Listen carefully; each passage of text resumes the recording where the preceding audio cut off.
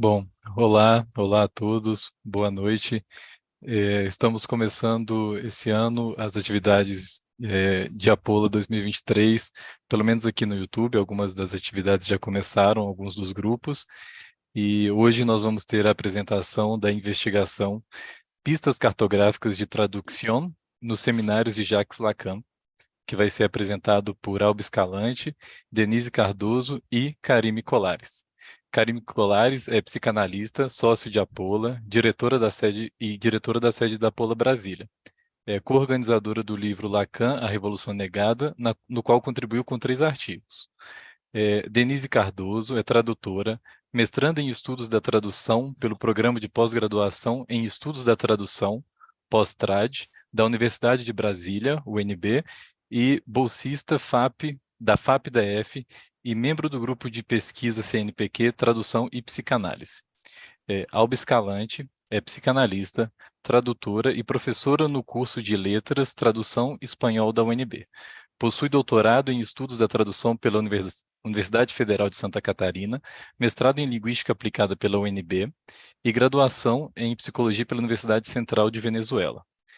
Lidera o grupo de pesquisa o grupo de pesquisa CNPq Tradução e Psicanálise e é membro da Apola Brasília. Então, dou a palavra a Karime para que ela possa começar essa atividade. Bem, boa noite a todos. Só falando um pouquinho da dinâmica da apresentação, nós vamos apresentar, eu, Alba e Denise, e depois vamos dar espaço às perguntas. Vamos lá. Pistas cartográficas de tradução nos seminários de Jacques Lacan. Com esse título, apresentamos, de forma quase simultânea, 2 trabalhos em contextos diferentes no final do ano passado. Um trabalho foi apresentado no ENTRAD, 14º Encontro Nacional de Tradutores e 8º Encontro Internacional de Tradutores, e o outro trabalho foi apresentado em dezembro na Jornada de Apola. Para hoje, no espaço de apresentação de pesquisa de Apola Brasília, reunimos os trabalhos, reunimos esses 2 trabalhos, antes dirigidos a 2 públicos diferentes e semelhantes, e traduzimos. É importante dizer que o que nos reúne são os nossos percursos relacionados com o tema da tradução em sua relação com a psicanálise. Cada uma coloca uma ênfase e, além de nós 3, nosso trabalho é sempre coletivo. Com isso, fazemos alguns gestos para driblar o si mesmo que tanto adoecimento produz. Parafraseando Deleuze e Guattari, escrevemos entre 2, 3, 4. Como cada uma era vários, já era muita gente. Preservamos os nossos nomes próprios por hábito, para passarmos despercebidas. Em se tratando de tradução, nada é mais pertinente. Também achamos pertinente, como posição de pesquisa, uma ética política cartográfica. Para organizar nossa apresentação, vamos seguir o seguinte roteiro. Primeiro, trazemos a apresentação da Jornada de Apola com alguns acréscimos. Depois, vamos compartilhar algumas ilustrações das cartografias. E, finalmente, Denise vai trazer uma amostra de sua pesquisa em andamento que está fazendo no mestrado do Pós-Trad. É para ser uma conversa e, por isso, também, após as apresentações, vamos abrir espaço para interagir com vocês. Então, o que eu vou apresentar agora é o texto que eu e Alba apresentamos na Jornada de Apola ao final de 2022. Vamos ao texto. Embora Babel e Pentecostes estejam rondando a cultura ocidental faz muito tempo, para tentar localizar esta comunidade no tema da tradução, precisaríamos, no mínimo, fazer um reponto da avalanche de pesquisas produzidas nos últimos 40 anos. Certamente, essa tarefa é impossível em um espaço de tempo tão curto.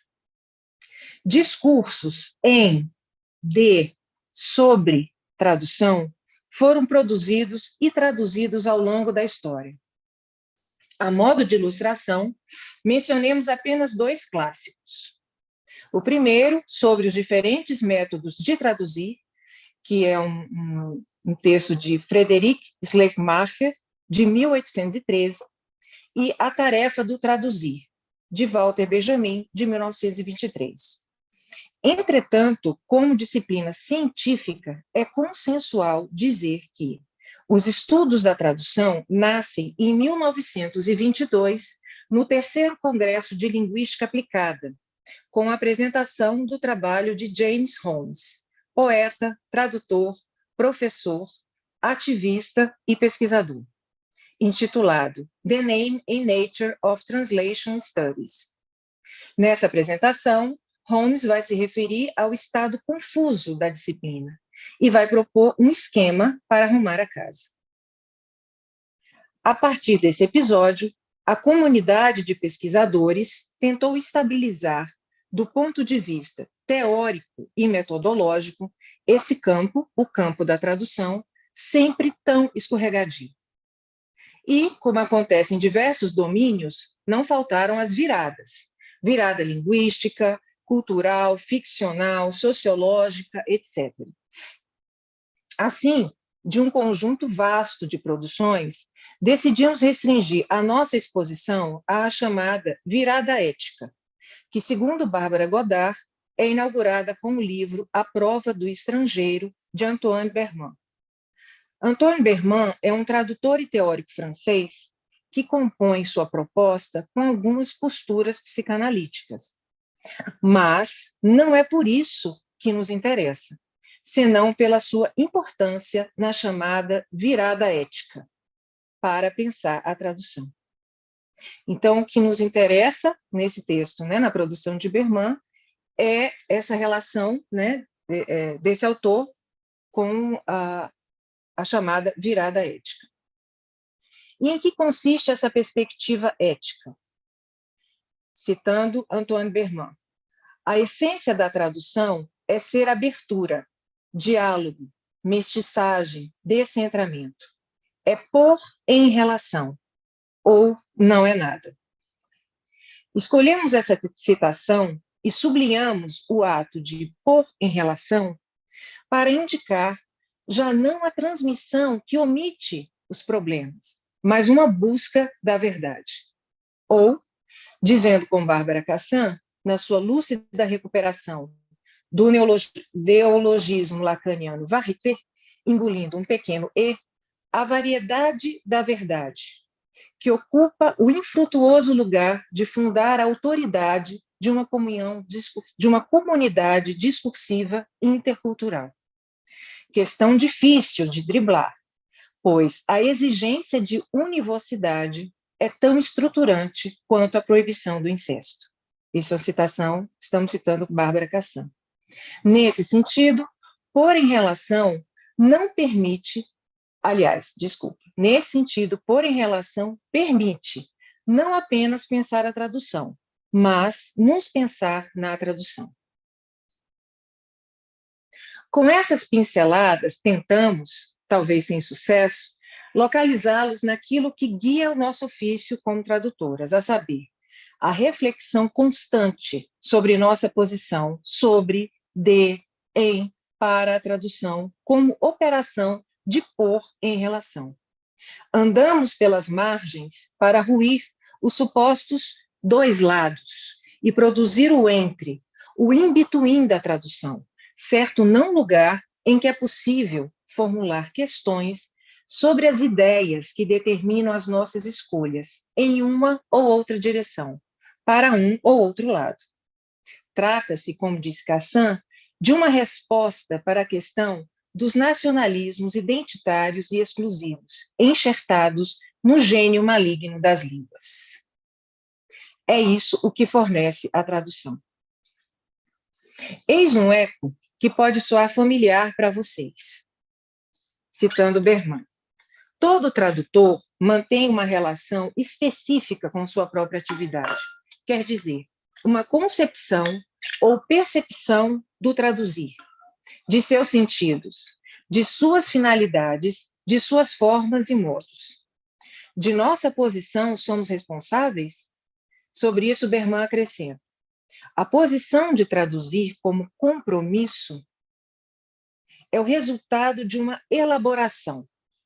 É o tradutor colocar-se frente a frente diante da tradução. Posição que, uma vez escolhida, pois evidentemente se trata de uma escolha, ata, no sentido de ligar, né? Ata o tradutor no sentido proposto por Alain, de que um caractere é um compromisso. A pergunta se faz presente no trabalho de maneira constante, pois, quer queira, quer não, a tradução é um desses campos em que as opiniões são abundantes. Todos temos uma ideia sobre tradução, e debater tais ideias no terreno da psicanálise nos parece pertinente, já que a psicanálise é tributária das suas traduções.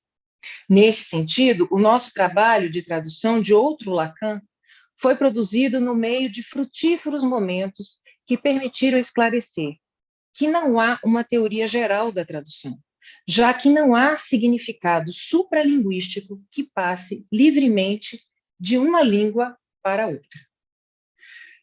Não há, como se pensava no romantismo alemão, uma traduzibilidade universal, em que uma língua se dissolva na outra.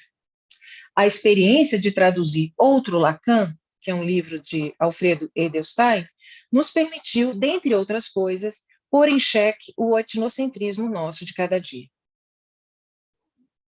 No meio do trabalho de pesquisa que implica traduzir, quando não estamos sujeitos aos imperativos do mercado e levamos o trabalho a sério, surgem perguntas provocadas pelo deslocamento da posição monolíngue. Para nós surgiu a seguinte pergunta: de que raios fala Lacan quando comenta traduções? Frequentemente, nosso amor a Lacan, ou a estarmos certos, provoca esquecimentos. Quando Lacan fala da tradução de Freud, está se referindo às traduções que, naquela época, circulavam em língua francesa. E Lacan pode falar dessas traduções porque se desloca de seu monolinguismo e, com isso, convoca seus interlocutores a fazerem a mesma coisa. É necessário advertir que monolinguismo não é falar somente um idioma, não se trata disso. Existe uma posição monolíngue, mesmo para alguém que é poliglota. E uma pessoa que fale uma só língua também pode sair de seu monolinguismo. Vamos para o seminário 11, para ilustrar esse movimento. Nesse ponto do seu seminário, Lacan está comentando o conceito de repetição e apresenta uma referência sobre a tradução francesa do conhecido texto de Freud, Além do Princípio do Prazer, em que Trieb tinha sido vertido como instinct, o que para Lacan era um contrassenso absoluto. Por isso, ele faz o seguinte convite: tratem de lê-lo, esse texto, numa outra língua que não o francês. Esse capítulo 5, linha por linha. Então, tratem de ler o capítulo 5, né, do Além do Princípio do Prazer, linha por linha, numa outra língua que não o francês. Aqueles que não sabem alemão, que o leiam na tradução inglesa. Aí está como se transmite o ensino psicanalítico. Essa é uma citação de Lacan, do seminário 11. Vamos agora entrar na zona da tradução. Vamos entrar nas suas confusões, vamos entrar nos seus interstícios. Para uma pessoa que não fala português, como é o caso dos colegas hispanos, zona não apresenta a mesma homonímia que tem em português. Lembrem que essa exposição foi inicialmente escrita em espanhol, né? Esse trabalho que estou apresentando hoje para vocês, ele foi inicialmente escrito em espanhol. E agora estamos traduzindo para o português. Mesmo assim, nesse primeiro momento de escrita, né? Mesmo ele tendo sido escrito em espanhol, e lido em espanhol, né, no momento das jornadas, já estávamos na zona da tradução, já estávamos entre língua, estávamos e estamos às voltas com o nosso tempo. O método para lidar com a não compreensão, né, essa é uma citação de Bárbara Cassan, não é o de harmonizar, especialmente não muito e não muito rápido, mas o de transportar-se para a zona de tradução e permanecer o máximo possível, o máximo de tempo possível nesse in-between, entre dois ou mais de dois, a fim de tornar-se um intermediário um pouco melhor, um go-between. Fixados em nosso monolinguismo, não vamos escutar a zona, a bagunça, o território. Eis o nosso território, desordem. Pensemos isso em função do ofício de analistas. Quando preparávamos o texto e escolhemos essa citação que eu acabei de ler para vocês, o nosso primeiro movimento foi: olha, Lacan está elogiando a tradução, está nos dizendo, traduzam. Mas o verdadeiro elogio é o chamado a tensionar a leitura. O que Lacan faz é chamar, nos chamar, convocar os seus interlocutores a tensionar a leitura. Será que Lacan está sendo irônico? Nesse segundo movimento, pensamos, este é o verdadeiro elogio. Lacan indica que a transmissão da psicanálise se detém quando chegamos na palavra definitiva, naquela que fecha a noção. Lembremos que trabalhamos com conceitos, e isso supõe um relançar constante de questões. Caso contrário, vamos nos transformar num cemitério teórico. Por outro lado, a tradução tem a propriedade de produzir a tensão necessária para a vida dos conceitos. Nesse momento, pensamos, o convite de Lacan é um convite para a leitura em outra língua, sair do monolinguismo. Agora vamos nos atrever a levantar o enunciado para a nossa discussão. A psicanálise se transmite no equívoco. Pois bem, agora, como de praxe, vamos para a citação. Desta vez chamamos Gabriela Mascheroni, que nos remete para a Conferência de Genebra. Essa citação e outras que vamos trazer, outros comentários que vamos trazer, citando essa colega Gabriela Mascheroni, que é membro de Apolo Internacional, vieram a partir de um livro de Gabriela que se chama Os Neologismos de Lacan. Acho que é isso, Neologismos da Teoria Psicanalítica de Lacan, né? Depois a gente passamos as referências para vocês. Bem, então, voltando, estamos com Gabriela Mascheroni, que nos remete à Conferência de Genebra. É absolutamente certo que é na forma como la langue tem sido falada e escutada por tal ou qual, em sua particularidade, que algo sairá daí como sonhos, como todo tipo de tropeços, em todas as formas de dizer. E, em referência a Bárbara Cassan, Gabriela Mascheroni acrescenta: o sentido não pode senão ser equívoco, e isso se chama ao sentido, em francês, absent. O jogo da homonímia permitida pela língua francesa remete à ausência de sentido, abismo de sentido. É importante marcar, e Gabriela Mascheroni discorre sobre isso em seu livro, que não se trata do não sentido, se trata de ausência de sentido, abismo de sentido. É outra coisa. Cassan insiste na homonímia, na polissemia e no equívoco. Insiste com seu método dos intraduzíveis, pois é mais saudável e preciso do que fazer paralelos entre línguas que ficam comparando os tais gênios das línguas. Ela insiste em nos fazer escutar as ressonâncias de Lalande. Citando Bárbara Cassan. Só hoje entendo a influência da homonímia no próprio interior do dicionário que produzimos. Só hoje entendo por que a frase de Lacan em Um Ator Dito sobre a integral dos equívocos que me apareceu como uma bússola. Esse dizer da análise provém do fato de que o inconsciente, por ser estruturado como uma linguagem, isto é, como a língua que ele habita, está sujeito à equivocidade pela qual uma das línguas se distingue. Uma língua, entre outras, não é nada além da integral dos equívocos que persistem nela. Essa citação pode ser localizada em Lacan, ela está nos outros escritos, página 492. Essa frase se aplica, em Um Ator Dito, à língua de cada um. Portanto, apenas às línguas do inconsciente. É evidente que as línguas do inconsciente no plural é uma a uma, cada uma como entre outras.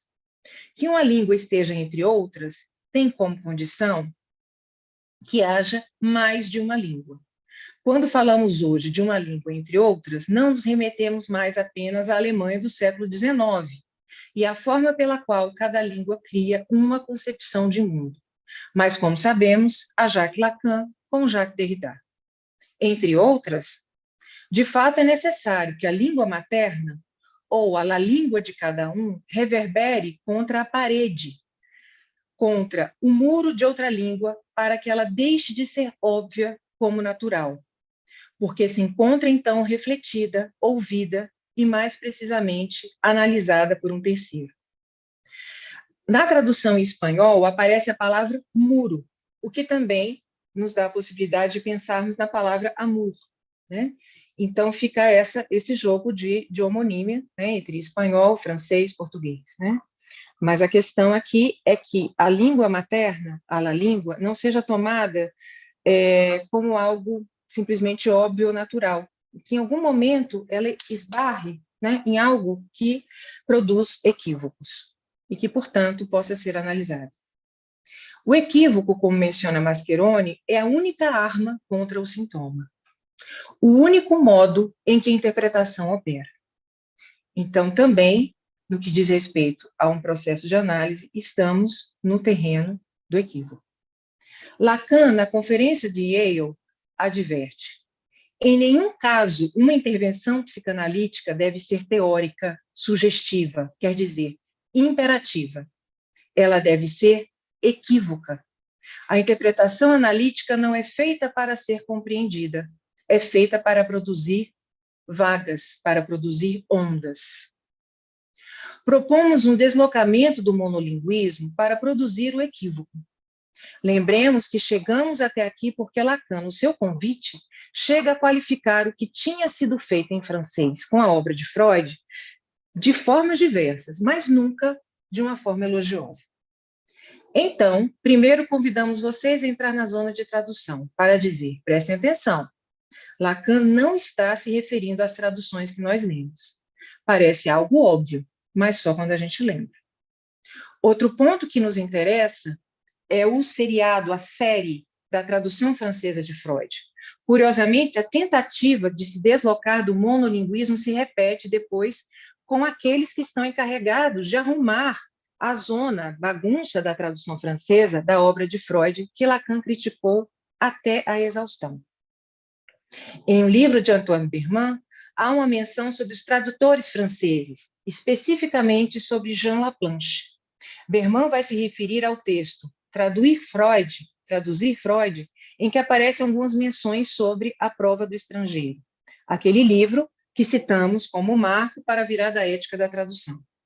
Fomos conferir esse diálogo no cotejo dos textos. Então, o que coloca Berman em nota refere-se ao problema da tradução etnocêntrica. O que seria uma tradução etnocêntrica? É o avesso da tradução ética, porque, em prol de uma suposta legibilidade, nega aquilo que soa estrangeiro. Dito de outra forma, a tradução etnocêntrica rejeita tudo o que parece estranho. Será que Berman está dizendo que que o projeto de tradução que tenta arrumar a casa em relação, né, às traduções francesas de Freud, mesmo sem querer, continua sendo etnocêntrico? Será que o etnocentrismo retornava para os tradutores franceses? Entendemos esse episódio como um problema entre franceses deslocados pela tradução e com problemas para se deslocar do seu monolinguismo. E Lacan? Pois bem, lembrem da chamada, para facilitar, Conferência de Baltimore. Retornaremos a ela algumas outras vezes na apresentação de hoje. Nessa ocasião, Lacan decide falar em inglês, utilizando palavras em francês, enquanto seu público ficava incomodado por quem sabe quais ressonâncias. Mas basta escutar, citando Lacan, basta escutar poesia, para que nela se faça ouvir uma polifonia e para que todo discurso revele alinhar-se nas diversas pautas de uma partitura. Os leitores da tradução não sabem o que fazemos os tradutores, porque o que se entrega é, na melhor das hipóteses, a boa forma. Mas é na intimidade que esse pentagrama está em funcionamento. Criam-se poemas visuais, e depois de uma palavra, 3, 4, 5 ou mais são desdobradas. Ou estamos numa linha, e o que segue é a nota de 4 linhas acima ou abaixo. Os elementos fônicos do hipograma violam o princípio da linearidade, além de estarem referidos às características fônicas e não às letras, como costumamos pensar. Nossa ética é poética e, portanto, política. O desdobramento do texto acontece, e diante do pentagrama é preciso escolher. Podemos escolher, em um determinado momento, deixar que se escutem algumas notas da partitura, as inconsistências ou, bem, as fortunas do texto. Também podemos silenciar algumas notas. Traduzir não é substituir uma palavra por outra. Isso só acontece nos sistemas binários. Vale lembrar que nos dicionários que revelam o sentido pronto dos sonhos, aquilo que é sonhado equivale a um significado pré-estabelecido. Dente é igual morre parente. Por isso, nesses casos, não há equívocos, não há dobras, não há escolhas. Nesses casos, há acordo. O entre, o intervalo, são os territórios, tanto da tradução como da análise.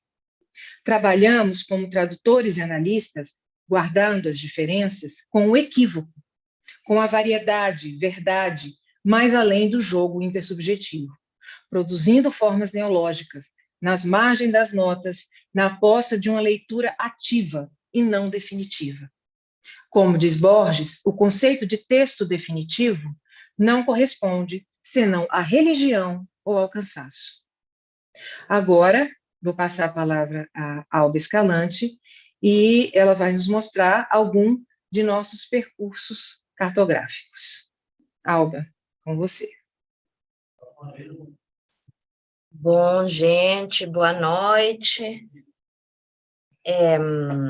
Então, dando continuidade, né, a esta pesquisa que, como toda pesquisa, né, é um caminhar, eu vou começar trazendo a seguinte ideia.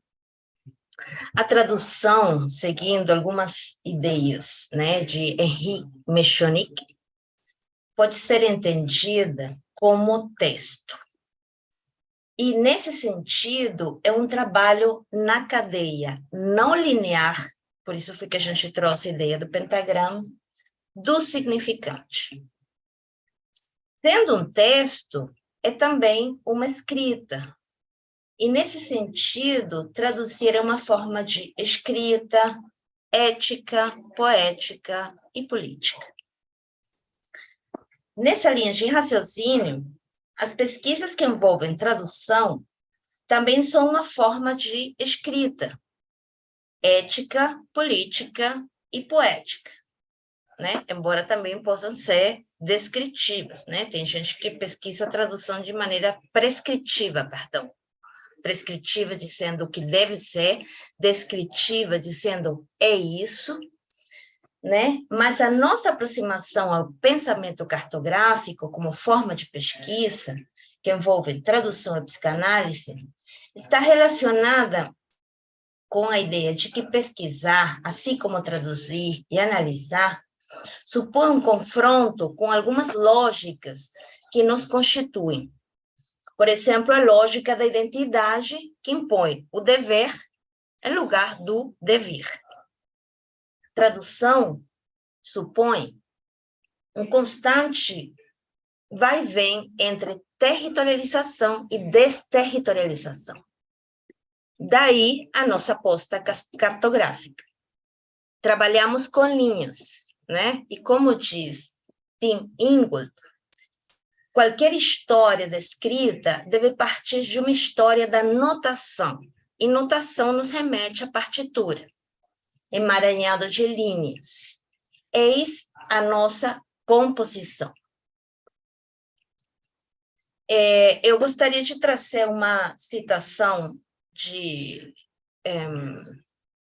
Deleuze num livro com Claire Parnet, que diz assim: o que chamamos por nomes diversos, esquizoanálise, micropolítica, importante, micropolítica, pragmática, diagramatismo, rizomática, cartografia, não tem outro objeto senão o estudo dessas linhas, em grupos ou indivíduos. E eu queria também lembrar uma citação que já limos sobre Bárbara Cassan, quando ela diz: o método para lidar com a não compreensão não é harmonizar, especialmente não muito rápido, né? Não muito e não muito rápido, né? Mas se transportar para a zona de tradução e permanecer o máximo tempo possível nesse in-between, entre dois ou mais de dois, a fim de tornar-se um intermediário um pouco melhor, um go-between. E mais uma citação, que eu não coloquei aqui, porque eu só estou trazendo coisas para que vocês não levem um susto com a cartografia, né? Estou trazendo algumas citações antes de começar a apresentar, da Sueli Rolnick, que diz assim: nesse percurso cartográfico, nada é fixo.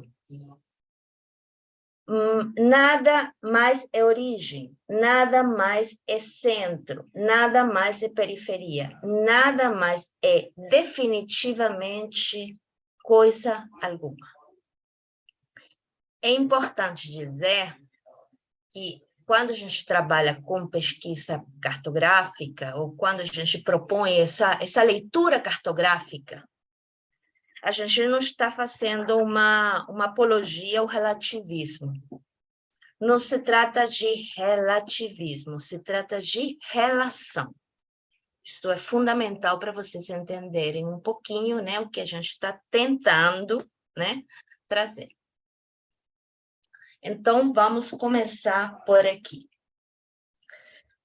Faz alguns anos, né, começamos com uma pesquisa tentando localizar um conjunto, né, dos seminários de Lacan, como ele se referia à tradução, né? E ao longo dessas leituras fragmentárias, fizemos as nossas primeiras anotações, né? Com essa bagunça que vocês estão vendo ali. Depois, essa primeira bagunça, a gente foi organizando seminário, data do seminário, um pouco do contexto, né? Fizemos uma espécie de leitura transversal, né? Que ela é sempre meio enganosa, né? Porque a gente, de alguma forma, recorta segundo o que é conveniente. A gente recortou tradução. Poderíamos ter recortado traduzir, poderíamos ter recortado tradutores, né? Tem outros que ficaram por fora, né, nessa semântica. Aí depois, isso aqui é um exemplo, né, do que a gente fez já de maneira um pouquinho mais organizada, né? Contávamos, né, as vezes, colocávamos o fragmento, revisávamos, né, às vezes com outras traduções, porque o próprio corpus que estávamos utilizando era suspeito, né, digamos, no sentido de que a gente sempre está pensando esse texto, qual é essa fonte, né? Isso acontece muito na tradução de filosofia, né? Os tradutores que lidam com filosofia, eles tentam olhar sempre qual é a fonte. E saber se ela tem problemas, a gente revela que ela é problemática. E colocávamos, assim, uma espécie de comentário, né? Na aula de 3 de fevereiro de 54, questiona a tradução de Freud para o francês, argumenta que esses tradutores conheciam a obra freudiana o suficiente como para ter acertado na tradução de Ferfer, né? Então, a gente fazia esse tipo de comentários nos fragmentos. Isso deu uma coisa que a gente chama de categorias de análise, né?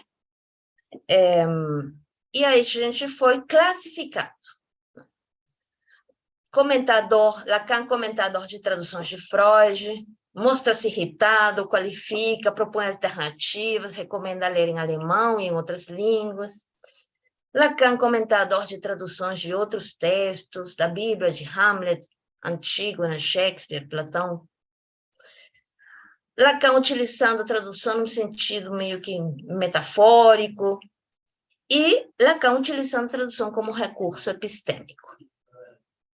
Aí depois, né, aqui tem algumas das formas que a gente utilizou, né, para sistematizar, né? Aqui, por exemplo, comenta a tradução francesa ou inglesa da obra de Freud, nesse monte de situações, né? Vejam que não são poucas, ou talvez sejam poucas se comparadas com outras coisas, né? Nos chamou a atenção, é reiterado, né? É uma coisa que parece insistir nisso. E aí começam as nossas perguntas, né? Essa questão de pesquisar, a gente se pergunta, gente, como que vamos enunciar as nossas categorias? E as categorias, elas fecham as possíveis dobras, né? Porque a gente categoriza e já não tem mais dobra. E o que a gente vai fazer para trabalhar as dobras? O que acontece quando alguma coisa não encaixa? Isso é sensacional, né? Quando a gente não encaixa o negócio, e é agora? E como que a gente fixa atenção nesse problema? Encaixa ou não encaixa? Nesse binarismo, né? E a gente tenta buscar aquilo que se chama boa forma, né? Depois fizemos vamos contabilizar, né? E nos perguntamos, depois de um tempo, depois de ter levado essa pesquisa para outras pessoas, né? Inclusive a gente utilizou ideias de corpos, isso foi muito criticado, isso aqui tá tudo... isso aqui é uma releitura de um trabalho da Victoria Shaw. A Karime estava na banca, foi uma discussão interessante, mas também problemática, né? A gente vai pesquisando, a gente vai encontrando problemas. E o que a gente faz com eles, né? Então, foi assim que a gente começou a ensaiar a nossa cartografia com todo esse material bruto. Vamos revisitar ele, né? Esse primeiro levantamento que a gente fez, fizemos um primeiro ensaio. Então, definimos o nosso território, Lacan, e traduções, né? E línguas, e leitores, né? E aí, quando a gente trabalha com cartografia, a gente começa a trabalhar com I, né? E isso e aquilo outro. Tentando um movimento que não está bem definido, né? O que está bem definido no seu movimento. Então, a gente tirou dessa definição. Retornamos para o nosso material, começamos pelas tendências, né? Aquilo que tínhamos considerado umas tendências, acompanhamos a leitura e fomos traçando linhas de composição do território. A intenção já não é mais classificar, mas compor o trajeto com as suas multiplicidades, relacionando elementos heterogêneos. Aqui, numa segunda tentativa, de escrever, né, de tentar olhar para isso, colocamos um fundo, um contorno provisório, né, seria o contorno do mapa. Fomos ensaiando com uma coisa gráfica, sabe? Isso não foi interessante para a gente pensar um pouco melhor. E tentamos nos movimentar, porque quando... e ver aquela confusão mesmo. A gente decidiu ver a confusão e dizer, olha, quando não entendemos é quando a gente começa a pensar, né? E o terceiro ensaio, né? Território composto de linhas, relações, o percurso vai se entrelaçando, as tendências continuam presentes, é isso que na cartografia a gente poderia chamar as linhas duras, mas também há apagamentos, há variações no movimento, uma zona, né? Uma zona. Territorializar, desterritorializar, incluir os vácuos, as contradições, as multiplicidades, afluentes da terceira margem do rio, como diria o nosso querido escritor Guimarães Rosa. Então, isso foi o ensaio, né, que inclusive esse ensaio a gente apresentou em Apola, na Argentina, e a gente quer ver o que produz isso em vocês, que são nossos interlocutores, né? Aqui eu trouxe uma citação de Deleuze e Guattari, de Mille Plateaux, Não Existe Língua em Si, nem universalidade da linguagem, mas um concurso de dialetos, de patois, né, que seriam uma maneira de falar em estado de desagregação, de gírias, de línguas especiais. Não existe locutor auditor ideal, como também não existe comunidade homogênea. A língua é, segundo a forma de Weinrich, uma realidade essencialmente heterogênea. Não existe uma língua mãe, mas tomada de poder de uma língua dominante, que seria uma língua maior, dentro da multiplicidade política. A língua se estabiliza dentro de uma paróquia, de um bispado, de uma capital. E aí, né, para Pola Brasília, e essa apresentação, eu trouxe uma outra coisinha, que é uma outra cartografia, que será publicada. Hoje me disseram que aceitaram a minha publicação futuramente. Que tem a ver com uma questão que vem lá da minha tese de doutorado, gente. Os problemas, eles voltam, né? Isso é bem interessante. Que é a questão da emissão, né? Emissão, a fusão. Então, o que eu fiz aqui? Nesse trabalho, eu tento trazer um pouco, né, como é que aparece esse termo em Lacan, principalmente em Baltimore. E em Baltimore, o que me parecia assim, sensacional, que naquele momento inicial eu não percebi, foi justamente esse gesto de Lacan, de chegar nos States, né, falando inglês, com sotaque francês, botando no texto, prescindindo do intérprete, né, criando a zona mesmo. E aí, nessa cartografia, eu retomo toda essa pesquisa, né, dessa conferência de Baltimore, um novo levantamento com alguns detalhes que tinham passado batidos, e aproveitei, né, para trazer o nosso pique, né, de Apola, né, de como ele está aqui, essa questão, né, parece importante, né, dentro da nossa posição, dentro da psicanálise, essa variação ou não, né, e isso que eu acho que a gente pode discutir, se a gente está criando também uma língua de paróquia, né, como que a gente vai olhar para isso? E aqui eu trouxe, só para que vocês vejam o que é interessante aqui, eu já terminei a minha apresentação. Vejam aqui nesse slide que a gente tem o título em inglês, né, da conferência, uma tradução que se fez, que aparece por aí, né, Patou Lacan, e esse outro grupo, Lutécio, em francês, né? E quando a gente chega às línguas da tradução, que eu estou chamando de línguas da tradução, o negócio explode em variação, né? Isso é o que eu queria trazer para vocês. Em contraste com ou talvez, né, para colocar isso dentro da nossa discussão de como que nós falamos, né? Dentro de Apola, dentro da psicanálise, enfim. Vejam como há uma variação de possibilidades, como isso parece que perturba. Isso aqui é o link do nosso grupo de pesquisa, né? Esse aqui são as homenagens às pessoas que nos acompanham, nos acompanharam, e algumas nos deixam, outras ficam. E, bom, e até aqui fica a minha apresentação. Eu vou parar de compartilhar, né? Porque agora vamos dar a palavra para Denise. O que eu fiz? Não, stop share. Perfeito. Agora, Denise.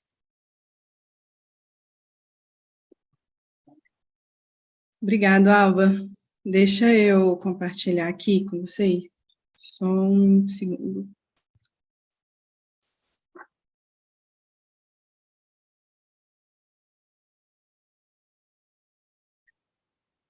Conseguem ver?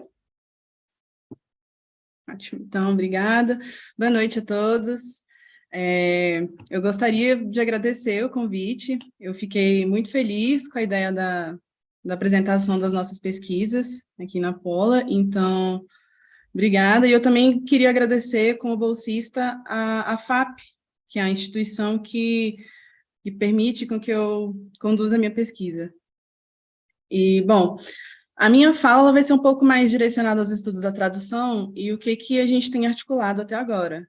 Então, para localizar a nossa posição na pesquisa, eu vou começar trazendo dois teóricos que usam a tradução como matriz epistêmica para estudar fenômenos complexos, que são eles o Bruno Latour e o Boaventura de Souza Santos. Então, eu trago esse fragmento do livro do Bruno Latour, Jamais Fomos Modernos, em que ele diz o seguinte: nós mesmos somos híbridos, instalados precariamente no interior das instituições científicas, meio engenheiros, meio filósofos, um terço instruídos sem que o desejássemos. Optamos por descrever as tramas onde quer que essas nos levem. Nosso meio de transporte é a noção de tradução ou de rede, mais flexível que a noção de sistema, mais histórica do que a estrutura. Mais empírica que a de complexidade, a rede é o fio de Ariadne dessas histórias confusas. No entanto, estes trabalhos continuam sendo incompreensíveis, porque são recortados em três, de acordo com as categorias usuais dos críticos, ou dizem respeito à natureza, ou à política, ou ao discurso. Então, aqui fica muito claro para nós que a tradução ela é uma ferramenta epistemológica extremamente adequada para a gente pensar as articulações que podemos fazer entre campos que são muito vastos e múltiplos. Então, nesse sentido, eu também trago essa citação do Boaventura de Souza Santos, desse texto maravilhoso, que é Para uma Sociologia das Ausências e uma Sociologia das Emergências, em que ele diz, em minha opinião, a alternativa à teoria geral é o trabalho da tradução. A tradução é o procedimento que permite criar inteligibilidade recíproca entre as experiências do mundo, tanto as disponíveis como as possíveis, reveladas pela sociologia das ausências e a sociologia das emergências. Trata-se de um procedimento que não atribui a nenhum conjunto de experiências nem o estatuto de totalidade exclusiva, nem o estatuto de parte homogênea. As experiências no mundo são vistas em momentos diferentes do trabalho de tradução, como totalidades ou partes, e como realidades que não se esgotam nessas totalidades ou partes. Ou seja, então é por meio da tradução que a gente consegue observar, descrever, captar aquilo que está nas entrelinhas. E ele já antecipa isso, que também é muito importante destacar, que é essa alternativa à teoria geral, uma alternativa à totalidade de uma teoria. E é uma estratégia para justamente desviar das categorias fechadas. E dentro dos próprios estudos da tradução, nós temos aqueles que também estão trabalhando, assim, digamos que na descategorização das disciplinas fechadas. E aí eu trago essa citação do artigo Translation, a New Paradigm, do Arduini e da Nergard, em que eles vão dizer que a crise dos estudos da tradução é comparável a outras situações de crise que acontecem em muitas disciplinas, especialmente nas humanidades e nas ciências sociais. Tais crises estão relacionadas com as questões fundamentais do conhecimento e do sentido.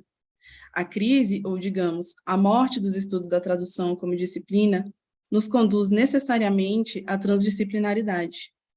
Falar de transdisciplinaridade não é propor a criação de novas relações entre disciplinas fechadas. Em vez disso, trata-se de abrir as disciplinas fechadas e indagar os traços translativos que elas têm em comum, ou em direção aos momentos translacionais que as transcendem. Essa perspectiva implica que nenhuma lógica única, nenhuma ferramenta única, nenhuma perspectiva única por si só é suficiente para explicar a complexidade do mundo, e que a pesquisa não pode ser inscrita em uma única disciplina. A tradução, nesse sentido, é um conceito nômade, nasce na transdisciplinaridade e vive na transdisciplinaridade. Então, veja, quando Latour menciona que somos híbridos, isso tem relação direta com esse conceito nômade, ou seja, o nômade e o híbrido, eles são o inverso do puro, do estacionário. E, bom, pensando na proposta das Jornadas da Apola, que é um movimento de articulação da psicanálise com outros temas, faz sentido a gente introduzir o que a gente tem trabalhado, que é justamente tradução e a psicanálise. E eu me aproximo da psicanálise através da tradução, e não só como tradutora, mas como pesquisadora, principalmente porque pesquisa ela é inerente à tradução, não se traduz sem pesquisa. E alguns exemplos para a gente pensar sobre isso é a própria posição de um leitor que lê um texto traduzido como original. Quais são as implicações disso? Quando estamos falando das traduções dos seminários de Lacan, quais são as implicações das leituras que são feitas de textos de Lacan que são um estabelecimento? A nossa pesquisa se propõe a observar esses desdobramentos. Mas nós entendemos que já nesse ponto é preciso entender esse tema na sua complexidade.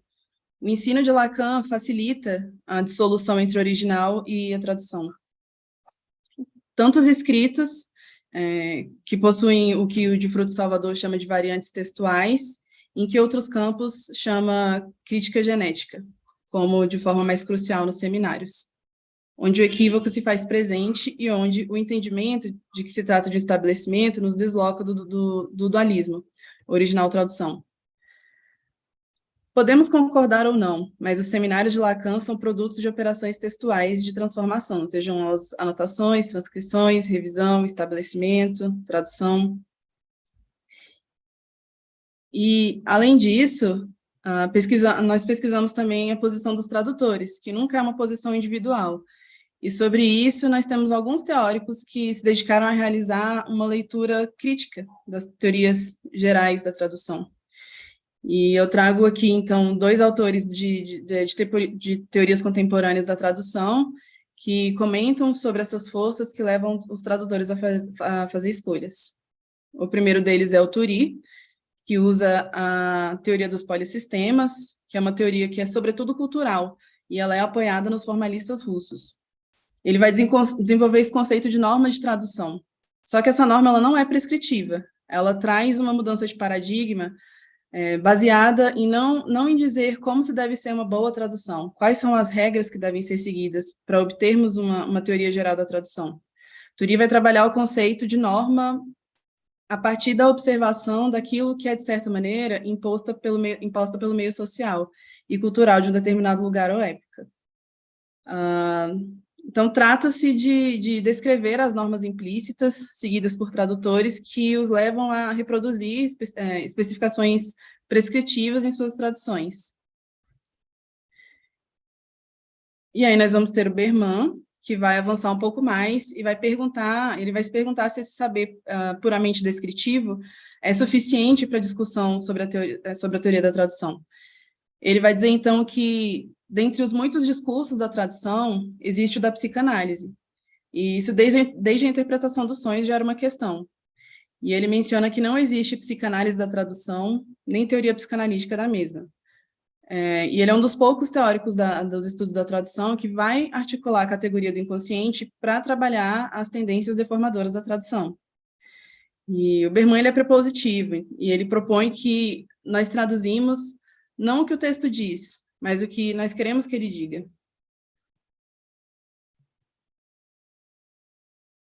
E, bom, na nossa posição de tradutores, nós estamos compondo um território de pesquisa, e essa pesquisa ela está apoiada em paratextos. E um exemplo belíssimo de paratextos e de tradução é o Das Unheimlich, O Incômodo, de Paulo Sérgio de Souza Júnior. E para ilustrar o que eu estou trazendo sobre paratextos, eu vou trazer uma coisa que o Paulo diz na orelha do livro, que é o seguinte: é pelos rodapés que o tradutor costuma conversar com quem é cúmplice do seu ofício. E aqui eu já aproveito pela enésima vez para elogiar esse trabalho lindo de tradução e de notas. E, bom, Quando nós entramos nesse território, vamos tocar em dois aspectos que eles percorrem diversas discussões sobre tradução, que são a crítica e a recepção. Nos estudos da tradução, vinculado à crítica, nós trabalhamos com os agentes, ou na terminologia laturiana, os atores. Então, por exemplo, nesse slide, nós temos duas capas de um texto, que eu penso que deve ser muito conhecido por vocês, e capas são para textos, como diz o Genet, ou, segundo a Torres, é um discurso de acompanhamento. Então, um olhar superficial nos indica que essas duas traduções são apresentadas para o público de maneira diferente. Uma delas, eu nem preciso dizer qual que é, ela reforça estereótipos. E aí, vocês podem perguntar o que nós pesquisamos, e eu vou responder. Estudamos como um texto traduzido é lido, como ele é recebido, mas pelos rodapés, que a gente vai decifrando o que está nesse entre. E a minha pesquisa, ela é isso, ela se trata de estudar traduções, a recepção de traduções de Lacan a partir dos paratextos. E aí eu vou fazer esse percurso, só para um breve percurso aqui para situar vocês de onde a gente partiu e em que pé nós estamos agora. Então, em 2017, nós iniciamos um grupo de estudos ainda na graduação do curso de tradução espanhol na UNB, e esse grupo, a gente estava ali estudando um pouquinho de tradução, um pouquinho ali de psicanálise, até que em 2018, nosso trabalho ele começa a ganhar forma, com os trabalhos de iniciação científica. E no meu especificamente, eu trabalhei com a recepção de traduções do Grafo do Desejo, de Alfredo, a partir dos paratextos dos livros. E aí eu trago um exemplo aqui do banner, que foi apresentado no Congresso de Iniciação Científica, e com os exemplos das capas, né, para o inglês, para o italiano e para o português. Posteriormente, esse trabalho ele foi desenvolvido um pouco mais sobre a recepção de traduções através dos paratextos, e foi onde eu desenvolvi meu TCC. E, em 2020, nós iniciamos uma nova fase do projeto de tradução, que é o Outro Lacan, também de Alfredo. No ano passado, nosso grupo de estudos se torna um grupo de pesquisa, tradução e psicanálise, que é um grupo de pesquisa CNPq. E, como nossa primeira atividade, nós montamos um grupo de leitura, onde já trabalhamos alguns textos que eles atravessam esses campos, começando pela tradução do Agora Incômodo, passando pela interpretação dos sonhos, entre outros, até chegarmos na discussão muito rica da proposta de Bárbara Cassan, em Um Elogio da Tradução, sempre atravessando línguas. E também em 2022 eu entro no mestrado do Programa de Pós-Graduação em Estudos da Tradução, da UNB, o Postrad, e a gente está conduzindo uma pesquisa cartográfica da recepção do seminário de Jacques Lacan, a partir dos paratextos das traduções. Então, uma das partes da minha pesquisa, ela envolve a cartografia dos seminários, que ela já está em andamento no site. Nós já temos o seminário 1 e 2, e ali eu apresento alguns elementos paratextuais dos seminários para poder caminhar por essas pistas. Então, como se trata de uma pesquisa cartográfica, nós tentamos nos deslocar pela leitura e escrita dos paratextos. Paratextos esses capas, contracapa, orelhas, especialmente notas de tradução. Então, o que podemos dizer sobre como é lido Lacan no Brasil? Nós vamos tentar não escrever como sedentários, tentaremos, né, nos movimentar para ver que livros são esses, do tipo de árvore, do tipo rizoma. Então, como diria Deleuze e Guattari, a árvore é a filiação, mas rizoma é a aliança, unicamente a aliança.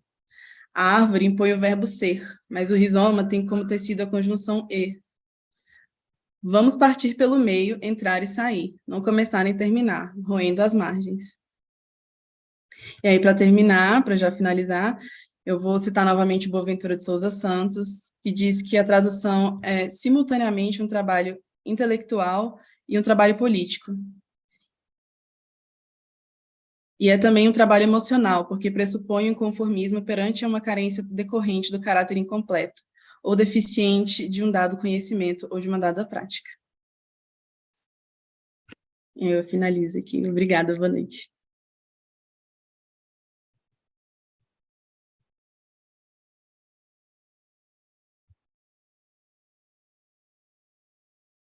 Bom, agora a gente pode começar as discussões. Tem algumas perguntas que chegaram. Gilberto, você está olhando isso? Como está? Também a gente precisa dar um tempo, né? Tem um intervalo entre a transmissão, né, e até chegar lá, né? Mas caso, né, alguém aqui que esteja no Zoom queira fazer algum comentário, conversar.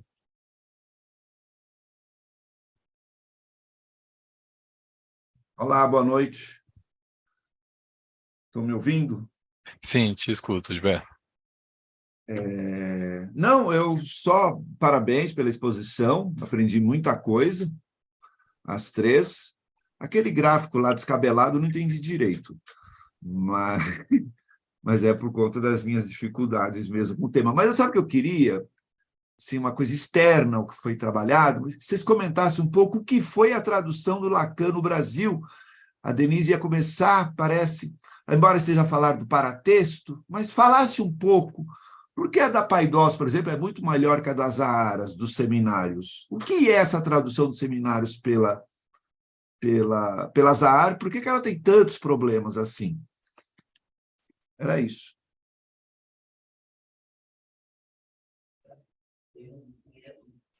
Posso responder, Gilberto? Sem responder? Porque uma das coisas que a gente tenta impedir fazer é ser prescritivo. Isso é muito importante para a gente entender um pouco qual é o que a gente está querendo fazer. Dizer que é melhor ou pior, isso que a gente chama, em tradução, de prescrição. E não é isso que nos interessa, né? Nos interessa entender um pouco como foi essa pergunta que você fez, mas como que foi essa tradução? O que estava por ali, né? Que não aparece na primeira leitura e que a gente pode encontrar nos intertícios, né? Esses intertícios tem a história oficial, né? E tem o que a gente vai tentar desenvolver na nossa pesquisa. Tem elementos históricos, elementos que as pessoas que estavam ali envolvidas, e a gente, no caso da Denise, pode falar um pouco mais, a pesquisa dela está agora começando, né? Mas com essa perspectiva de tentar não dizer que uma é melhor e outra é pior. Isso é uma questão, né, para nós. Não ser prescritivos. Essa é a nossa posição dentro da pesquisa. Não sei se a Denise quer acrescentar mais alguma coisa.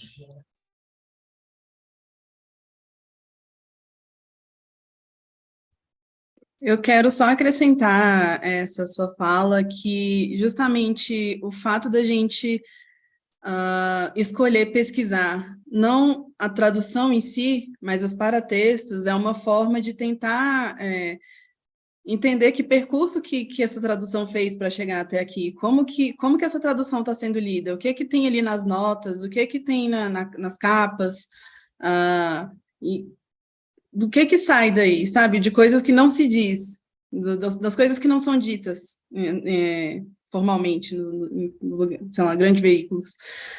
E, bom, é isso.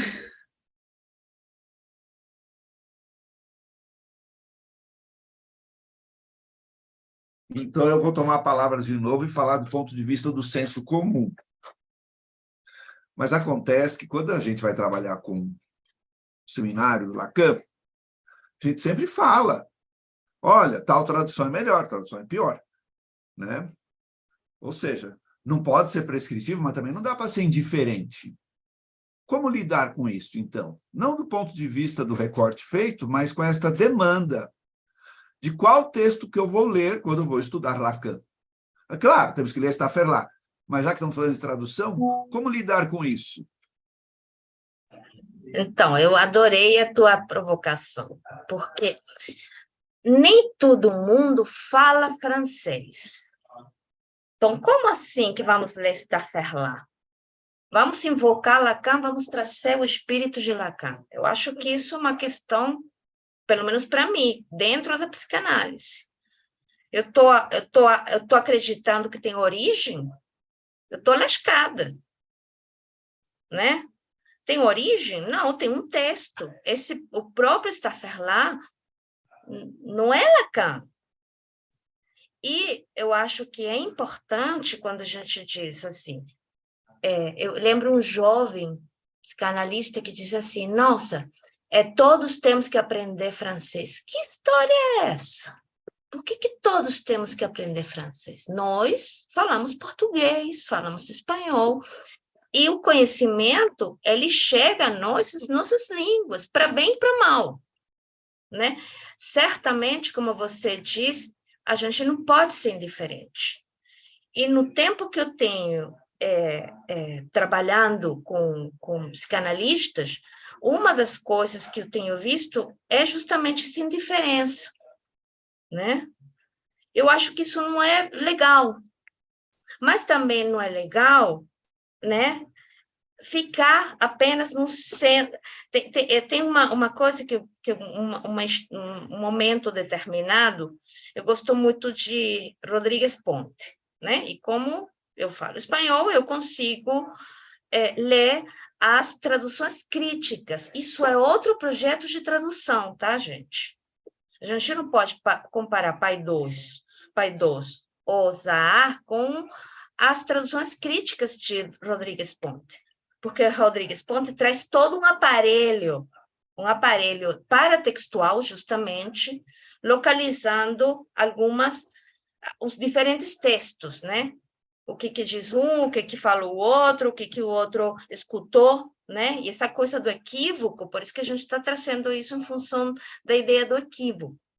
Então, não dá para ser indiferente, né? Eu acho isso muito pertinente, mas também não dá para ficar dizendo essa aqui é a palavra de Deus. Isso eu acho muito complicado.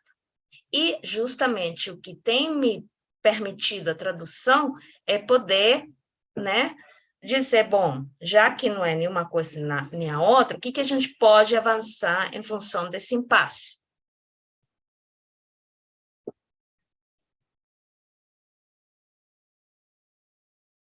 Karime, você quer acrescentar mais alguma coisa? Eu queria fazer um comentário depois. Pode falar, Bruno, diga. Um pouco assim, acho que acho que talvez da última citação que tenha sido colocada no trabalho da Denise, e um pouco pelo que a Alba colocou, é como se a gente pudesse pensar uma figura mais, digamos assim, né, uma posição política mesmo, né, assim, de eu vou aprender uma outra língua para ler, ou eu vou me conformar com essa falta de um saber na minha própria língua e vou traduzir para os demais, digamos assim, né? E não sei, eu acho que marca uma posição política mesmo, né? Assim, qual é a escolha que você faz? Porque eu parto bem dessa lógica mesmo, né? Comparto e parto, né? Dessa lógica da prescrição, no caso aqui da Staffordal, né? Que surge como aversão, né, a ser lida, né, e que, bom, que vem que depõe uma outra, né, mas que me parece que o que eu achei interessante é denunciar mesmo, né, essa lógica de uma prescrição que se repete, que se ecoa desde um lugar, né, e que é interessante mesmo, né, que se possa pensar também o lugar político desde o qual se fez, né, a- essa tradução, né, assim, mas achei interessante essa, vocês trazerem essa questão, né, de um posicionamento, de vocês trazerem também a questão de uma lógica cooperativa, né, que também me parece bastante interessante e que acho que isso é interessante, também ressoa com a Apola no sentido do pique, no sentido de quando ele, né, assim, mesmo de que a gente tem outros piques, né, o grupo Bourbaki, que é uma reunião de pessoas que se organizam e produzem, né, então me parece bastante interessante, assim, essa perspectiva, né, fiquei pensando, achei interessante a questão do mapa, né, e até porque eu estava, ao preparar a divulgação, né, para o Instagram, para a atividade, eu peguei esse mapa, printei ele e fiquei mexendo no Photoshop, né, tentando fazer o encaixe dele ali. E eu achei interessante que nas trocas que você fez, deu para ver que tinha um jogo com essa perspectiva, né, formava uma espécie de esse entrecruzamento de linhas formava uma espécie de território e países, né? Eu achei, não conheço bem o tema, mas achei bem interessante, né, como que é possível formar um mapa, e me parece que ali se vale de uma bidimensionalidade, né, porque também existe um eixo vertical, né, que, embora, né, não entendi ao certo qual era a regra, né, que fazia com que cada termo estivesse em cada posição, né, da partitura, mas achei bem interessante, né, porque parece que envolve pensar a espacialidade mesmo, né, de onde isso se faz, né? É, bom, acho que talvez mais um comentário e talvez ouvir você se é, se é isso mesmo, né?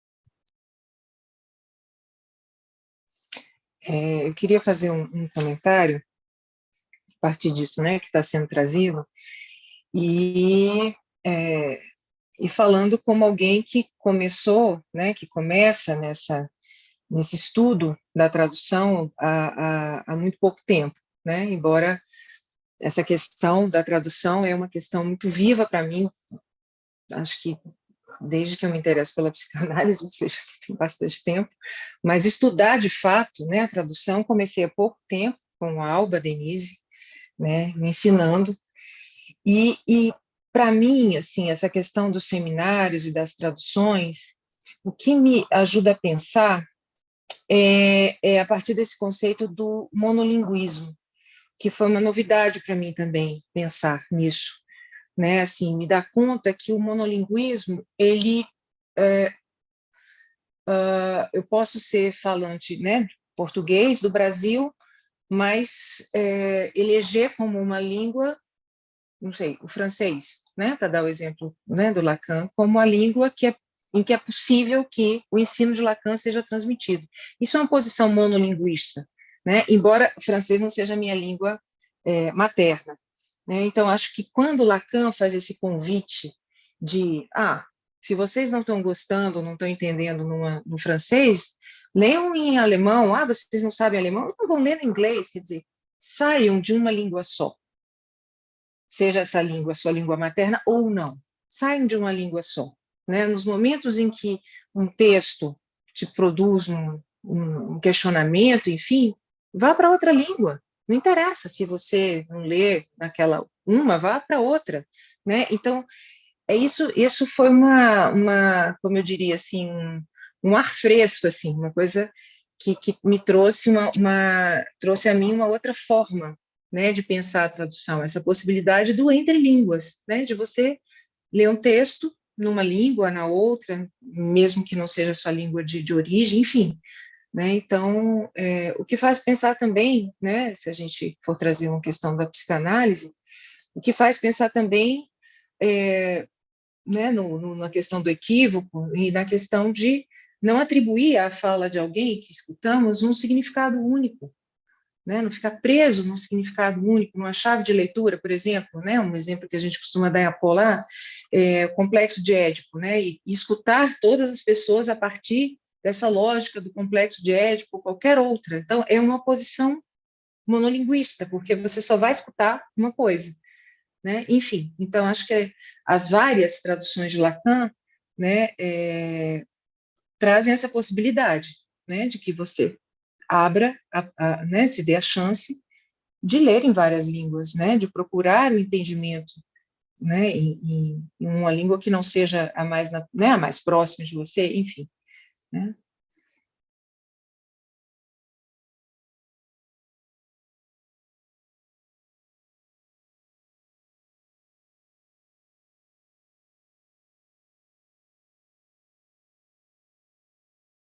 Eu acho que já tem alguns comentários no YouTube, no chat. Eu trouxe aí a Débora Otília Rodrigues. Ela disse: interessante poder tomar outros caminhos e não ver o saber, a história, sob duas ou uma só perspectiva, apontando aí para esse ir além do monolinguismo também. Muito libertador, não reduzir a tradução. E a Silvia Badra diz: chegar a um objetivo ou a um fim, mas que tem os dois uma natureza processual. São dois comentários, portanto, duas impressões sobre o sentido geral da obra apresentada pelas três. Eu queria comentar mais uma coisinha, só em relação a essa questão de a gente sempre voltar a esse melhor ler na língua original, melhor ler uma tradução e tudo, a gente sempre se apega a isso como se fosse possível entender o que uma pessoa fala na mesma língua que a gente fala, como se a gente não tivesse um problema na comunicação em si, na própria língua. E o que eu acho que é o mais interessante, que é o mais importante a gente captar da tradução, é a possibilidade que ela dá para a gente de observar justamente isso, né? O equívoco, isso que a gente tem trabalhando de forma geral. Ela é uma ferramenta, assim, muito pertinente para a gente conseguir ver o que está aí no que se fala nas línguas diferentes ou iguais, enfim. E queria puxar, né? Vou trazer uma autoridade, né? Porque não interessa o que se diz, mas quem está falando, né? Vou trazer o Borges, né? Era um cara realmente, Jorge Luis Borges, eu acho que era uma pessoa bem conhecida, né? E ele falava nesse texto das versões homéricas, né? Se a gente pensar no texto de Homero, era um texto oral, né? Que foi sendo transmitido, né? Na própria oralidade, até que se fixa no texto, e aí vai se traduzir, parece que ele volta à vida de novo, né? E isso é muito interessante, porque a gente pode pensar, certamente, nós, quando estudamos psicanálise, ou quando estudamos, inclusive, outros campos, a gente lê traduções. Eu acho que isso é uma coisa que a gente... senão a gente teria que ser poliglota, gente, né? Ou fazer uso dos mecanismos automáticos de tradução, que é um tema. Vamos prestar atenção, porque ali tem um tema, né? E aí, a gente, nesse texto, que é justamente onde ele diz que o conceito de texto definitivo só obedece à religião ao cansaço, para mim isso é crucial, né? Porque eu posso pegar várias traduções, né? E ler várias formas de leitura desse texto. Isso é muito rico. Eu acho que isso é muito mais rico na medida, e aí quando o Bruno fala da posição política, quando eu digo, olha, eu estou me movimentando nisso porque eu estou entendendo um pouco, por exemplo, que eu acho que tem que ser um tema importante para a gente tratar, porque a gente tem uma história da tradução, pelo menos no Brasil, das traduções indiretas de Freud, que a gente não pode queimar, porque isso formou muita gente, né? Então, a gente estaria queimando a nossa própria história. Não. Teve essa tradução, entender que tradução é essa, quais são os desdobramentos dessa tradução indireta e quais são os desdobramentos dessas novas traduções.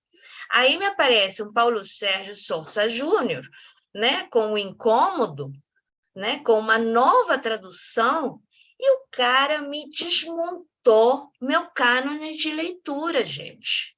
Isso é muito rico. Então, o problema não é, eu não quero aprender francês, eu quero muitas traduções de Lacan. Para quê? Para que todos esses cânones de leitura que me deixam sedentária, e nesse sentido é político o que a gente está trazendo,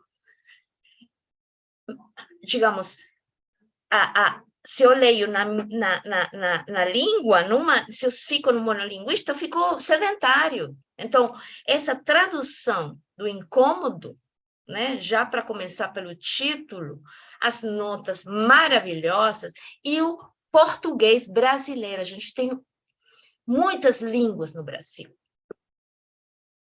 E eu me pergunto, né, que raios, né, estamos fazendo com a psicanálise produzida no Brasil? O que a gente vai fazer com isso? A gente vai aprender todo mundo francês? Né? Vamos virar Lacanes, todos? E ele falava, façam como eu, não me imitem. Lembra? É político, gente. E o Lacan, o que fazia era político também. Vamos parar de ser inocentes. Eu acho que precisamos falar disso, precisamos discutir sobre isso, nos posicionar sobre isso, né? E entender quais são os desdobramentos do ponto de vista da transmissão da psicanálise, de pensar, por exemplo, que de ler um texto que diz aí, texto estabelecido por Jacques Alain Miller, e fazer de conta de que isso não está escrito aí. Ninguém está nos enganando. Está dizendo, texto estabelecido por Jacques Alain Miller. Então, vamos entrar entender a psicanálise também como uma política que tem toda uma história, e tem todos uns capítulos, né, que são importantes visitar. Isso, particularmente, me interessa. A Silvia Badra, eu acho que eu pulei na hora que eu fui ler o comentário dela, ela também falando que o trabalho é ótimo, e tanto a psicanálise quanto a cartografia trabalham com metodologias que não têm um meio para se chegar a um fim, a um objetivo, e tem sim as duas uma natureza processual. Aí daí chegar a um objetivo, a um fim, mais do que tem os dois, uma natureza processual.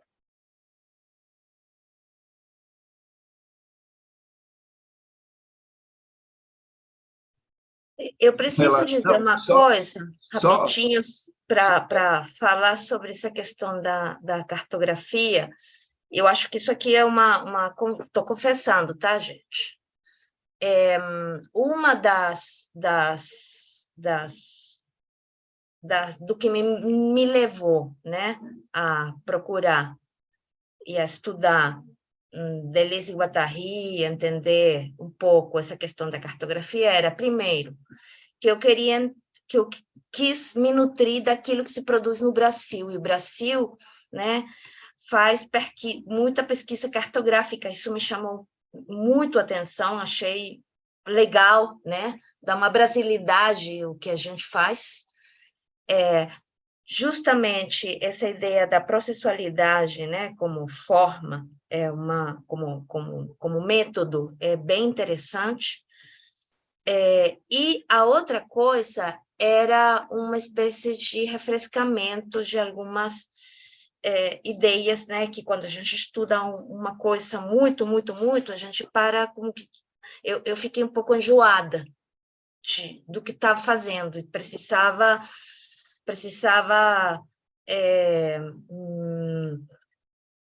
eu vou dizer isso, né? Eu precisava me curar um pouco da psicanálise.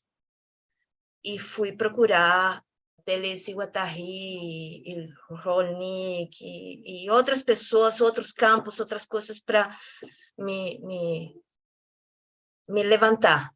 Tá? Isso foi muito estimulante para mim, essa incursão na cartografia, iniciático tudo, tá? Estou no meio. É interessante você ter falado da cartografia e desse choque, desses abalos que vieram lá dos finais dos 80, com os trabalhos da Marilena Caroni, quando ela começa a publicar aqueles artigos, e a gente, como assim? Que eu já trabalhava com psicanálise naquela época, era todo mundo que se desfazia.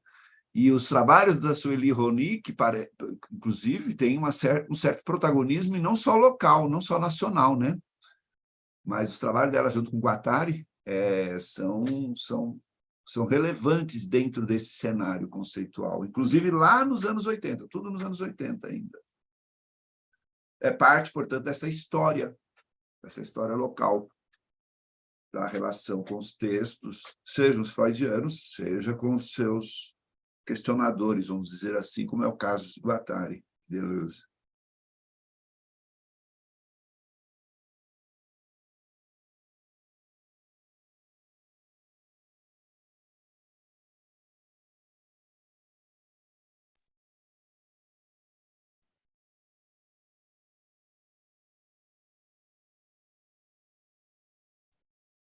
Posso fazer um comentário também? Primeiro, agradecer a apresentação de vocês, muito rica, eu acho que tem muitos pontos. Eu, ao contrário do Gilberto, eu adorei a cartografia, vi um bordado ali,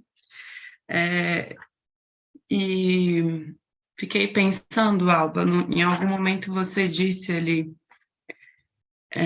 falando da cartografia, né, de que não se trata de uma relativização, né, do tipo, tudo é nada, nada é tudo.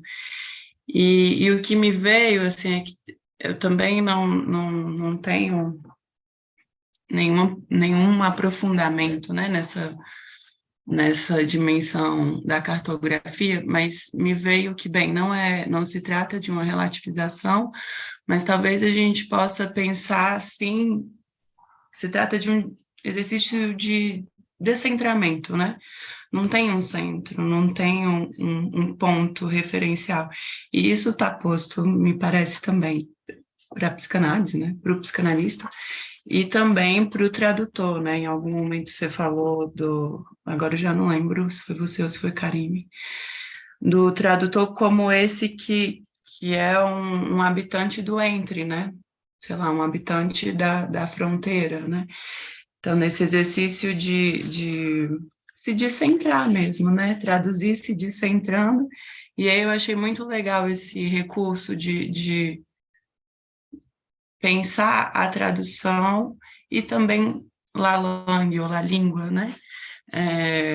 Porque, bem, como na tradução fazer a língua ecoar, né? Eu acho que é um pouco esse o desafio, né? Porque não vai ecoar da mesma maneira, não são as mesmas palavras que vão trazer ecos e equívocos em francês, em espanhol e em português, por exemplo, né? Enfim, foi só que ficou aqui para mim. Obrigada, gente.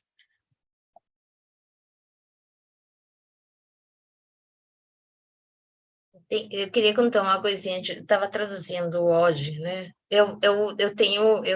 Para mim, traduzir é uma paixão, eu gosto de traduzir, a Denise e a Karine também, elas me acompanham nessa. É muito interessante, porque eu peguei uma palavra, agora não lembro qual, que é tudo muito efímero, esse entra, ele é muito efímero, né? E eu percebi, eu gosto de traduzir, eu consulto dicionários, word reference, eu me nego a trabalhar com tradutores automáticos, é uma posição minha, eu gosto do artesanato, né? Por isso que você falou do bordado, eu gosto disso. Porque aí eu me deparo com uma palavra, e aí eu digo, cara, isso aqui tem homofonia nessa língua, mas nessa outra língua não tem homofonia, se eu coloco essa... Era a palavra lapso, como lapsus, né? Lapso também é um tempo, né? Mas se a gente compara as duas línguas, em uma, né?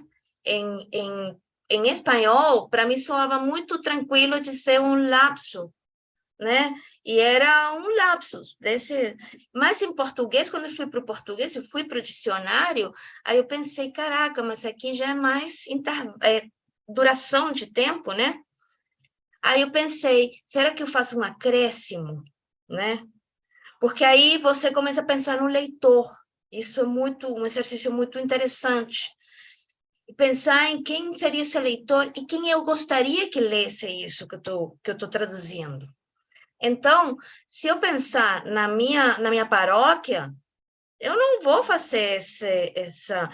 Mas eu não quero que leia minha paróquia, eu quero que a psicanálise ande, comece a se movimentar, e eu acho que a tradução é justamente para isso. Então, de repente, esse acréscimo chama a uma pessoa que menos familiarizada, entende?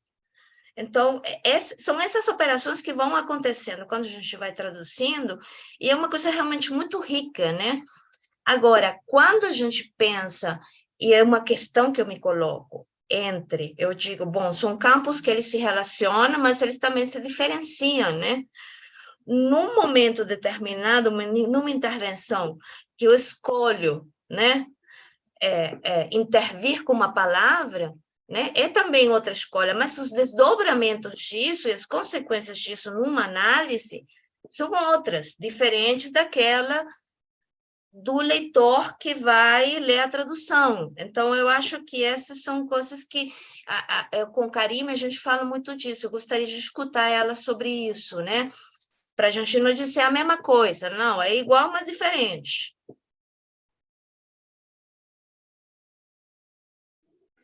Alba, muito, assim, ótimo você ter dito isso, assim, da questão da escolha, porque talvez, assim, né, na nossa fala, né, de nós três, né, não sei se isso ficou assim tão claro, e também no mapinha, né, da cartografia, assim, que as linhas começam partindo de lugares diferentes, a todo aquele entrecruzamento, mas depois se chega a um ponto. Então, é um movimento que sai de lugares vários, né? O pentagrama é isso.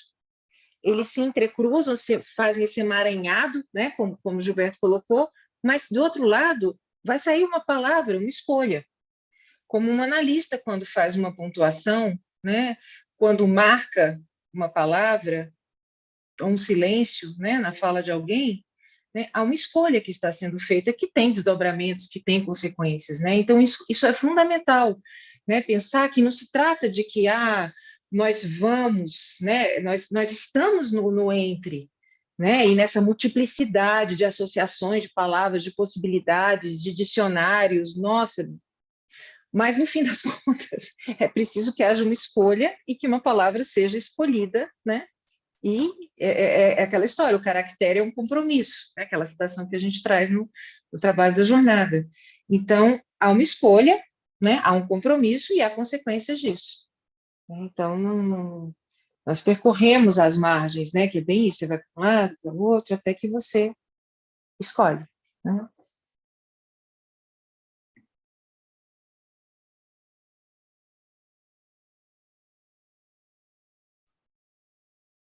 Tem mais alguma questão do chat? Acho que não, né?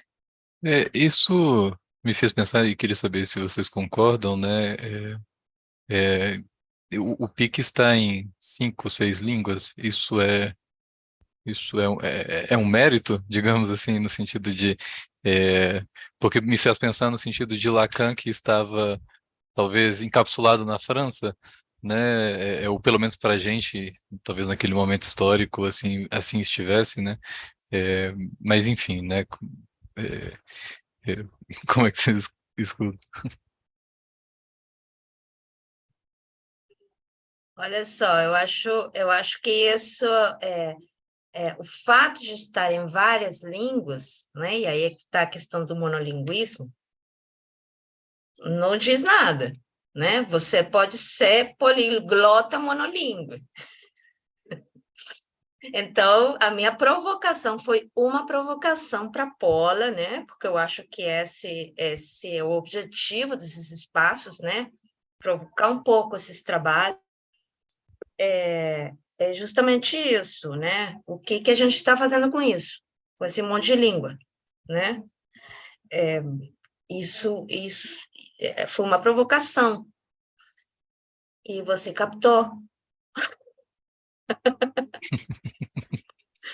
O que é, não sei, vamos ver se a gente consegue se movimentar com isso. Eu acho que sim, porque, de fato, eu me senti muito convocada quando me apresentei lá em Buenos Aires com a Karime. Estou sendo convocada com os comentários de vocês. Eu vou agradecer a Silvia, que está também no chat. Estou vendo aqui que está no chat animada.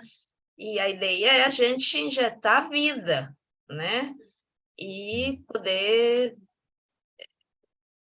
fazer isso, né? Com esse tema, né? Uhum.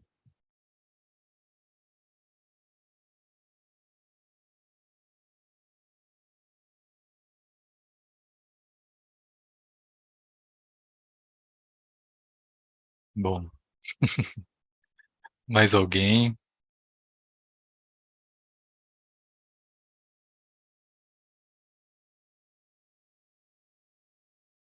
Podemos encerrar? Como é que vocês querem fazer? Bom, vamos agradecer as É. participações, né, das pessoas, o espaço muito bom, esse espaço de trocas, e ficar à disposição para ver se alguma coisa... Tem uma coisa que eu gosto muito de Deleuze e Guattari, que eles dizem assim, não vamos... em espanhol, não é sembrar sem horadar, né? Você não semeia, né? Não bota a raiz na terra, mas você joga as sementes para ver o que brota dali, né? Então, essa é a ideia, a gente jogar uma semente para ver se brota alguma coisa, né? E muito obrigada. Débora também, que andava por aí, querida. Sim, também gostaria de agradecer. E questões podem ser enviadas para o e-mail da Paula, o e-mail de Alba, Denise, né? Busca de referências, enfim, né? Estamos aqui, estamos à disposição, né? E desejosas, né? De receber questões, comentários, críticas, enfim. Muito obrigada a todos. Ótimo. Denise, quer deixar algum recado? Eu também quero agradecer, eu gostei muito, foi muito importante também para a nossa pesquisa, né? Submeter ao crivo externo, conversar um pouco, adorei. Obrigada, gente. Então tá bom, gente. Muito obrigado. Nos vemos na próxima. Tchau, tchau. Tchau, tchau.